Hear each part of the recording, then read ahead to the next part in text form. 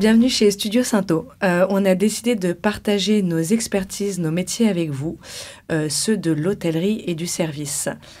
Pour cela, on a créé des capsules d'une dizaine de minutes où à chaque fois, on va aborder des sujets techniques qui pourraient donc vous intéresser en tant qu'hôtelier de façon assez factuelle, et on aura donc des experts. Aujourd'hui, on va aborder un sujet qui est plutôt clé, majeur, stratégique, celui de la blanchisserie. Merci Philippe, qui est à nos côtés, donc expert 30 ans de métier dans le linge, l'hôtellerie, vêtements textiles. Blanchissage, location. Vous avez aussi, tu as créé aussi la partie Formatis, qui est une formation dédiée aux gouvernantes générales, pour leur donner un peu les clés, c'est comment on gère son linge dans un hôtel. Avec nous aussi, Pierre-Alain Bernard, donc tu es à nos côtés aussi en tant que expert, mais côté client. Oui. Ex-GG. Ex-GG, tu as vécu des histoires autour du linge, on pourrait presque faire une BD. Hein. On pourrait faire une BD, un film, une série télé, je pense. Ok. Ouais, je pense qu'il y a matière. Peut-être triste la BD des fois. Non, mais non. Alors, le linge, c'est l'image de l'hôtel, le confort du client, la douceur. On sait que beaucoup d'hôteliers sont rarement satisfaits. Les enjeux sont très rarement majeurs. Satisfaits du blanchisseur, parce que les contraintes du blanchisseur sont importantes et c'est une matière naturelle avec des problèmes de lavage et on ne vend pas un produit solide. Alors, comment on peut mettre toutes les chances de son côté pour faire en sorte que le service soit de qualité et fiable, que ce soit un hôtel 3 étoiles, 5 étoiles ou palace? La problématique est la même souvent. On démarre par quoi? On choisit très bien son partenaire et le volume qu'il peut avoir à avoir du stock de linge, des livraisons fluides et une rotation de linge suffisante. Donc il faut d'abord que l'hôtelier analyse son besoin. Son besoin, ça va être quoi? Grammage, enfin type de... Besoin en qualité du linge. Okay. Ça va dépendre du standing de son hôtel. Le linge d'un 2 étoiles ne sera pas le même linge que celui d'un palace. Personnalisé, non personnalisé, et après qualité des matières.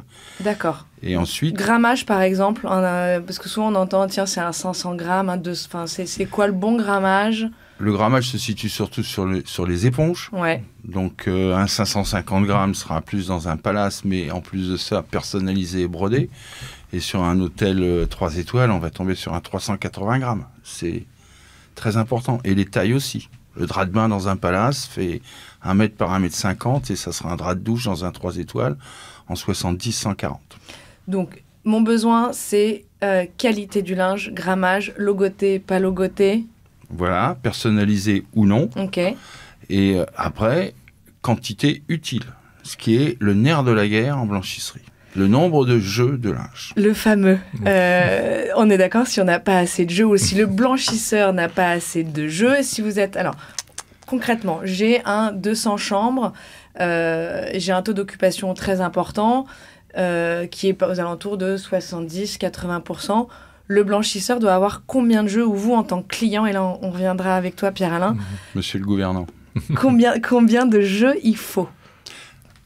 On change à la recouche ou on ne change pas à la recouche. Okay. C'est très déterminant. Si on change à la recouche, il faut minimum entre 7 et 10 jeux de linge. Carrément 10 jeux? Ça dépend du nombre de livraisons. Si tu es livré tous les jours, on peut baisser, mais... quand on réfléchit au linge qui est dans le camion, au linge qui est dans les lits, au linge qui est à la blanchisserie, au linge qui est en cours de réforme, au départ, celui qui est dans les offices, celui qui est dans les offices, etc. Au départ, à l'ouverture du contrat, je dis bien à l'ouverture du contrat, parce qu'on va perdre 30% du linge tous les ans. À l'ouverture du contrat, il faut minimum 7 jeux de linge. D'accord. Si un client vous propose un partenaire 5 jeux de linge, après, voilà, comme il va courir après le linge. Mais tout dépend du nombre de livraisons, si c'est tous les 2 jours, si elle recouche par recouche. Donc, on vous donne des infos. Maintenant, dites-vous qu'il y a un panel d'informations qu'on vient de vous donner aussi qui vous permettront. Donc, c'est entre 5 et 7 jeux de linge. 10, ça me paraît quand même beaucoup, Philippe. Et 10, c'est pour un coefficient de remplissage à 100% avec du linge personnalisé. Non, ça peut. C'est le confort. Là, c'est le confort. C'est le confort. En même temps, 10 jeux de linge, ça évite que le linge soit remplacé, Mais- qu'il y ait 30... Parce que tu disais 30% de perte. Oui, logiquement, on remplace 30% du parc de linge tous les ans. Donc si j'ai 10 jeux, je le remplacerai tout simplement moi aussi. Donc c'est pas perdu. Non, parce que je vais le rembourser, je vais le remplacer aussi au fur et à mesure. Oui, mais de façon... Tout dépend de la qualité du partenaire et de sa puissance financière. D'accord. Pierre-Alain, Oui. raconte. C'est vrai que le linge, si on n'a pas de linge, on peut pas louer sa chambre. Non. C'est un stress, et c'est ce que on est même d'accord. pas- c'est Un même pas hôtel, stress, c'est hein oui, c'est c'est l'enfer. c'est l'enfer. Ce jour-là, c'est Est-ce que tu as l'enfer. des anecdotes, des choses à nous raconter? Déjà, il faut savoir, le linge, en plus, il y a une importance au niveau de l'hygiène, etc., du traitement qui est hyper importante, parce que le client va se le mettre sur la peau. Donc déjà là-dessus, on doit être irréprochable avec notre partenaire. Mais effectivement, vous arrivez le matin, votre hôtel est à 90% de taux d'occupation, vous avez une clientèle étrangère, vous avez la Fashion Week ou je ne sais quoi, où il y a une grosse consommation de linge, et vous avez un problème de livraison, ben, c'est juste l'enfer, quoi. Voilà. On perd du temps dans les chambres, alors on met la pression à notre partenaire, ou la chef lingère ou la gouvernante générale appelle directement le partenaire en lui disant « Qu'est-ce qui se passe? On n'a pas eu de livraison. Qu'est-ce qu'on fait? Comment fait-on » Donc en général, bien souvent, on vous envoie un camion pour vous faire du dépannage, etc. Mais c'est là aussi où, hélas, on est obligé un petit peu, je suis désolé de dire le mot comme ça, mais de feinter un peu quand on est vraiment en rupture. Et quoi qu'il arrive, il y aura à un moment donné, ça arrive, la tuile, le blanchisseur, Oui, c'est un métier compliqué, il y a du stock. absolument. Le camion. Le camion tombe en panne. Oui, alors le camion qui tombe en panne. Ben voilà, le camion est tombé en panne, il y a tout notre linge dedans. 18 chariots de linge qui sont pas là. Ouais, c'est exactement ça. Donc là-dessus, notre partenaire, qu'est-ce qu'on peut lui dire? On ne peut pas lui en vouloir en même temps. Il n'a pas prévu que le camion allait tomber en panne aujourd'hui. C'est pour ça aussi, tout à l'heure, Marine, tu le disais en préambule, l'importance de bien choisir son partenaire, etc. Je pense que c'est hyper important d'avoir de bonnes relations avec son partenaire linge. On est vraiment partenaire. C'est pas un fournisseur, c'est un partenaire. C'est un fournisseur, mais c'est un partenaire avant tout. Voilà. Okay. Et ça, là-dessus, il faut savoir aussi connaître leurs problématiques. Parce qu'effectivement, nous, on claque des doigts, on passe une commande. Voilà. On n'imagine pas forcément derrière tout ce qui se passe. Voilà. Donc, pour bien choisir son partenaire, il faut effectivement voir sa capacité à produire en fonction de la taille de votre hôtel. Donc, si c'est un 3 étoiles 20 chambres ou si c'est un gros porteur, il faudra avoir un blanchisseur qui soit capable d'absorber. Il faut aussi savoir quel linge il va vous proposer et quels sont ses partenaires. Et qui reste fidèle au linge qui a été conclu dans le contrat. C'est-à-dire, dans le contrat de départ, il faut bien mettre les spécifications du linge. Parce qu'il peut y avoir des dérives. Le blanchisseur a changé de fournisseur de linge et donc il est passé sur du linge moins cher, etc. Donc, et les problèmes de rupture sont toujours liés à la quantité de stock. À la quantité de stock qui est en place. Plus il y a de stock, plus on absorbera une rupture. Sachant que si vous êtes en location, il y a une différence entre louer le linge et le blanchir. Ah ben, quand on loue le linge, il est blanchi. On loue du linge blanchi, lavé. La location comprend la prestation complète, lavage. Donc l'hôtel n'est pas propriétaire de son linge. Absolument pas. Ok. L'option où je veux être propriétaire de mon linge. Les blanchisseurs l'acceptent de moins en moins parce que bien sûr le côté location leur rapporte un peu d'argent. Donc tu auras du mal à trouver un blanchisseur qui accepte de faire que du blanchissage. Et dans ces cas-là, c'est à toi d'être responsable du nombre de stocks que tu vas mettre. Et la location, c'est pas une histoire aussi où ça leur rapporte plus, c'est qu'il y a une histoire aussi de gestion des stocks. Et si à un moment donné il y a rupture, c'est aussi à l'hôtelier de racheter son stock de linge. Ah oui, si tu es propriétaire de ton stock, c'est à toi de racheter ton stock de linge et d'être en conflit avec le blanchisseur si tu estimes que c'est lui qui a abîmé ton linge. Abîmé ou donc, perdu ou égaré. Le blanchisseur qui loue, il est responsable de la détérioration du linge. S'il blanchit ton linge, il va y avoir un débat sur qui a abîmé le linge.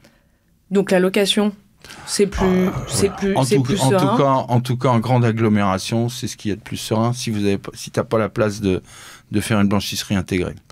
D'autant plus qu'aujourd'hui, la plupart des loueurs blanchisseurs de linge sont capables, selon la catégorie de votre hôtel, de vous proposer du linge de très bonne qualité. Gammes. Il y a des gammes de linge vraiment différentes et qui collent vraiment à la catégorie de votre hôtel. Et on arrive même à faire de la location assez personnalisée en termes de style, de broderie, t'en parlais tout à l'heure. D'accord, on peut arriver à du sur-mesure. Ouais, absolument. Maintenant, enfin, les blanchisseurs sont très forts là-dessus. Hein. Donc là, il faut voir aussi le blanchisseur qui a une calandre, qui peut accueillir du linge spécifique. Philippe, c'était un peu ton expertise. Ouais, mais on fait pas tout avec la calandre. Non. Il faut le laver avant, il faut le ramasser. Dans la blanchisserie, il y a 12% du prix de vente est représenté par la logistique et le transport. Okay. Donc, on peut laver toujours le linge, si on n'arrive pas à le transporter et le rendre à destination, c'est un problème. C'est là où c'est un métier super complexe. C'est un métier de transport, d'investissement, de matériel. Matériel, dans une blanchisserie de 1000 m², il y a 3 millions d'euros de matériel. Est-ce qu'on peut aussi recommander aux blanchisseurs, alors, il faut aussi qu'ils fassent attention aux clauses du contrat? Absolument. Ok, parce que je sais que parfois... il y a des minimums de facturation. Facturation des pertes, la gestion des rebuts. Exactement. La gestion des rebuts, c'est hyper important, surtout dans les hôtels de luxe. On peut pas se permettre d'avoir 2 draps de bain de 2 générations vraiment différentes. Philippe pourra nous dire combien de lavage pour un drap de bain, mais c'est assez court. Finalement. 100 de lavages pour un drap de lit. Voilà. Donc, c'est hyper important d'avoir du linge. Quand vous avez 2 draps de bain l'un à côté de l'autre dans une salle de bain, ils doivent être exactement identiques, même s'ils ont 2 mois d'écart ou 3 mois d'écart. Voilà. Donc, ça aussi, c'est un gros point. Pas de couleur. Un côté qualité, contrôle qualité à la sortie de la calandre, justement, pour qu'on ait toujours un linge de qualité. Nickel. Ça me fait penser à est-ce qu'il faut une lingère ou pas? Là, on pourrait encore... mais c'est vrai que en tout cas, la gestion du linge, quoi qu'il arrive, qu'on soit un hôtel de 20 chambres ou un gros porteur 3 ou 5 étoiles, il faut absolument qu'il y ait une fiche de poste ou quelqu'un, si je comprends bien, qui soit dédié à la gestion du linge. Absolument. Il faut qu'il y ait quelqu'un qui soit responsable de la gestion du linge. Et quand on crée son hôtel, pensez à l'espace dont on a besoin pour gérer le linge dans l'hôtel. Lingerie et office d'étage. D'accord. Sachant que là, on n'est pas dans le format de la lingerie interne. Hein. Ouais. Le débat de cette capsule, c'est j'ai externalisé, j'ai loué... avoir la place de mettre un minimum de stock chez soi. Voilà. Okay. Et des offices qui sont faciles. Et après, on arrivera sur les équipes housekeeping pour qu'elles puissent bien travailler. Les zones séparées, linge propre, linge sale. Oui. Ok. Si vous aviez un conseil à donner... aux hôteliers, Pierre-Alain Bernard, avec ta casquette de GG. Moi, je reviens un peu dessus, mais c'est sur la communication entre le prestataire ou la chef lingère ou le GG, ou la personne qui gère le linge, en tout cas sur place dans l'hôtel. C'est, comme je disais tout à l'heure, c'est plus qu'un fournisseur, c'est un partenaire, et s'il n'y a pas une bonne communication, ça peut être une catastrophe pour l'hôtel et pour le prestataire aussi. Voilà, c'est vraiment le linge, comme le disait Philippe tout à l'heure, hein, c'est le deuxième point le plus important en termes de charge, etc. C'est la deuxième charge. Voilà, et si on n'arrive pas à s'entendre avec ce fournisseur-là, c'est justement le jour où il y a un problème, où là, ça peut vraiment partir. Et il y en aura, on sait qu'il y en aura. Bien sûr qu'il y en aura. Et il faut aussi être un peu bienveillant, je dirais. Nous, dans les hôtels, on est toujours un peu au taquet. Les clients, on demande toujours tout pour hier, on cherche toujours le mouton à 5 pattes, enfin voilà. Faut savoir que les fournisseurs derrière, effectivement, le prestataire linge, il y a la gestion du linge, il y a toute cette logistique autour, tout ce contrôle qualité à faire en permanence. Voilà, c'est quand même. Il faut s'entraider avec le blanchisseur. Absolument. Il doit aussi, lui, être réactif. On doit être main dans la main là-dessus. Je dirais que c'est aussi important pour lui que pour l'hôtel, quoi. Okay.